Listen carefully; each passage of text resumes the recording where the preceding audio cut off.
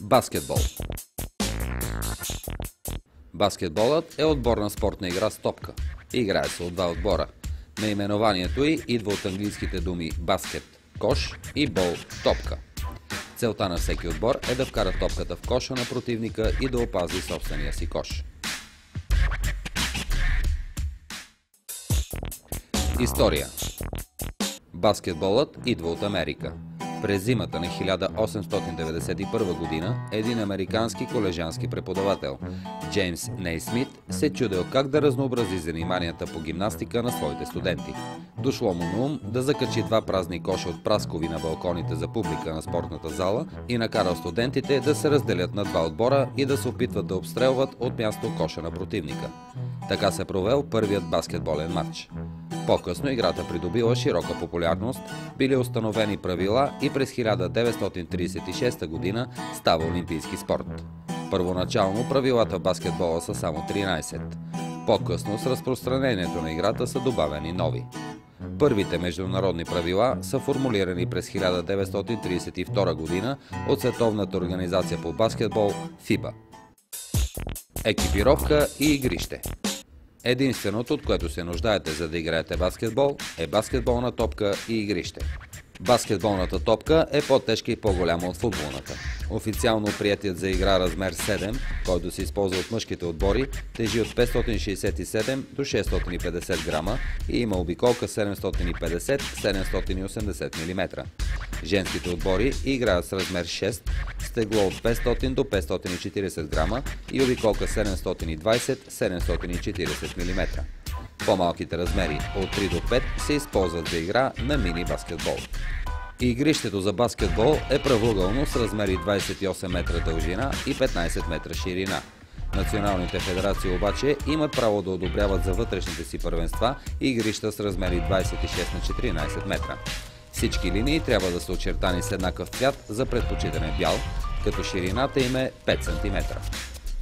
Игрището е разделено по средата от средна линия.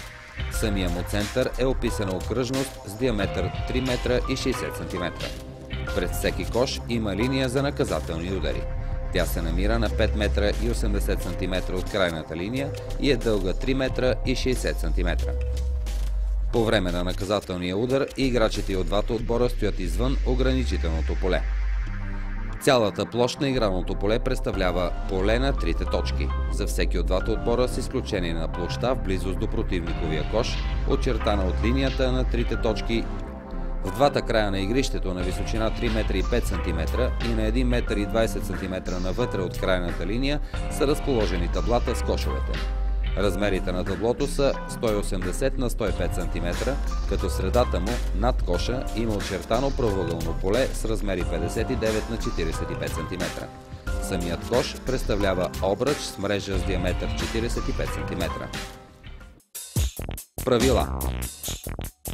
Баскетболът се играе от два отбора, състоящи се от максимум по 12 души, като на игрището едновременно има по 5 състезатели от отбора. Целта на всеки отбор, както вече казахме, е да вкара топката в коша на противника, да му попречи да овладее топката и да опази собствения си кош. С топката се играе само с ръце. Бягането с топка в ръцете, без да се тупка в пода, ритането на топката или ударенето й с юмрук е нарушение. От друга страна, случайното съприкосновение на топката с стъпалото или кръка не се санкционира.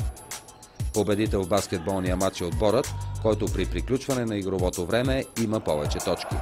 При равен брой точки, след изтичането на редовното време, се дава допълнително време – овертайм, който обикновенно е 5 минути. Ако и след изтичането му точките са равни, се назначава второ и трето продължение и така, докато не бъде излъчен победител в матча. Едно попадение на топката в коша в различни случаи носи различен брой точки. При попадение от наказателната линия се присъжда една точка. При попадение от средна или близка дистанция от вътрешната страна на триточковата линия се дават 2 точки. Попадение, реализирано извън очертанията на триточковата линия, носи съответно 3 точки. Играта започва с хвърляне на топката в централния кръг. Матчът се състои от 4 четвъртини, всяка с продължителност от 10 минути. Между четвъртините има почивки от 2 минути, като между втората и третата четвъртина почивката е 15 минути. След голямата почивка, двата отбора си разменят игралните полета. По време на игра топката може да се придвижва чрез тупкане в земята, дриблиране или чрез подаване между съотборници – пас. След дрибъл или пас на играча е позволено да направи 2 крачки преди да стреля към коша или подаде топката. Ако състезателят направи повече от 2 крачки, реферът отсъжда крачки и топката се присъжда на противника. При условие, че състезателят стои на едно място и получи топката, тогава той няма право на крачки без преди това да е дриблирал. Дрибъл. Тупкането в земята или дрибъла се извършва само с едната ръка. Допуска се баскетболистът да сменя ръцете си, но няма право да дриблира с двете ръце едновременно. Топката не трябва да отскача на височина, по-голяма от кръста на играча.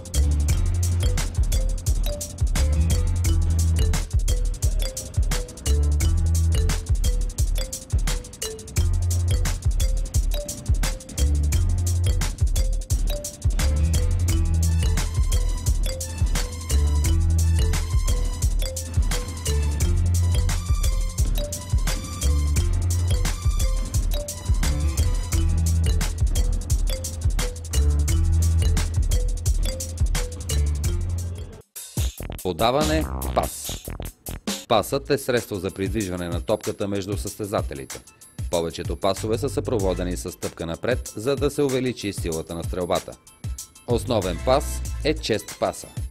Изпълнява се като играчът подава директно топката от своите гърди към гърдите на съотборника си. Друг вид подаване е баунс пасът. Тук подаващият издига топката високо над нивото на гърдите си и подава.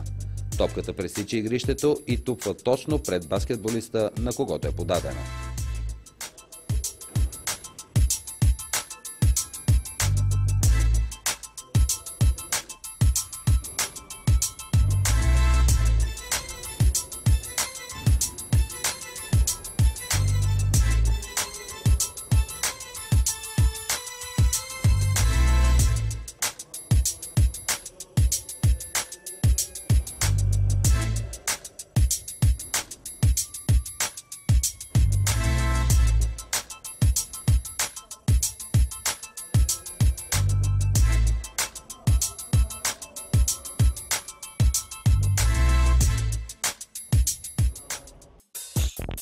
Пивот. Пивотирането е задържане на топката без дрибъл, но с движение на единия крак, без другият да се отделя от земята.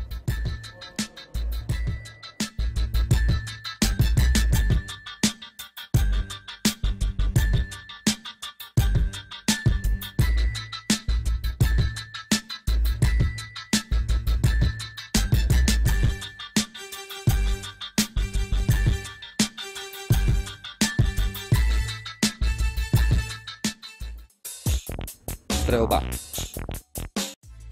Стрелбата е действието, при което се получават точки в резултат на вкарване на топката в коша. Играчът заема позиция пред коша с разкрач, колкото ширината на раменете, с леко свити колене и изправен гръб. Топката се държи с връхчетата на пръстите на изстрелващата ръка, леко над главата, като другата ръка трябва да е малко по-ниско от нивото на доминиращата. При стрелбата топката се запраща към коша с изпъване на стрелящата ръка до нейното пълно протягане, като китката трябва да се разгъне напълно. Когато стрелящата ръка остане за момент неподвижна след стрелбата, говорим за follow-through или замах, който продължава и след изстрелването на топката. В повечето случаи нестрелящата ръка се използва само за ръководене на стрелбата. Двата вида най-използвани способа за стрелба са сетшот и джъмпшот. Сетшотът се изпълнява от неподвижна позиция, като нито едно от ходилата не се премества по пода. Това е характерно за свободната стрелба. Джъмпшотът се изпълнява във въздуха, близо в края на скока. Това осигурява повече потенциал и замах, а също така позволява на играча да се повдигне над противниковия защитник. Неизстрелване на топката преди краката да са стъпили на земята се счита за нарушение.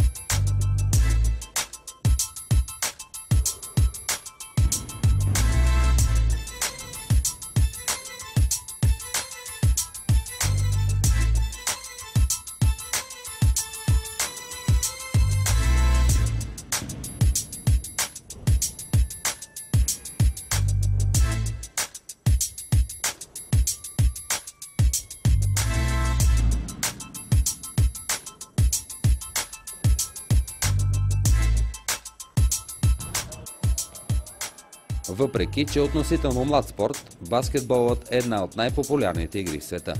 Мачовете на Американската национална баскетболна асоциация събират многомилионна аудитория пред телевизионните екрани, а заплатите на професионалните състезатели често надхвърлят 7-цифрени числа. Но не това прави играта толкова привлекателна. Баскетболът е динамичен спорт със силно състезателно начало, а това естествено го прави предпочитано забавление за съвременните млади хора.